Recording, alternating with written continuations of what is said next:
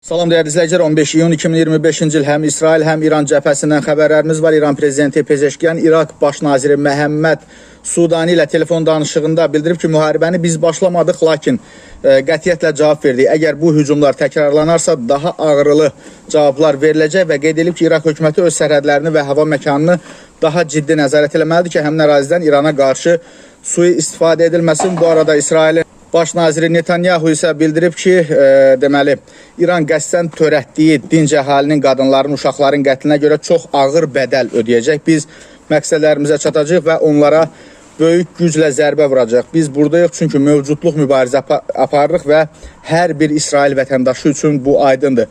Düşünün ki, İranın İsrail şəhərlərinə atmağa nüvə silahı olsaydı nə olardı? Ona görə də biz xilas etmə müharibəsinə başladıq və bunu gücümüzlə edirik. Əskərlərimiz, pilotlarımız İran səmasındadır. Bir neçə dəqiqə öncə Tehranda partlayışlar baş verib. Bu barədə TASS məlumat yayıb. Bildirdi ki, az əvvəl Tehranın hava hücumundan müdafiə sistemi yenidən işə salınıb.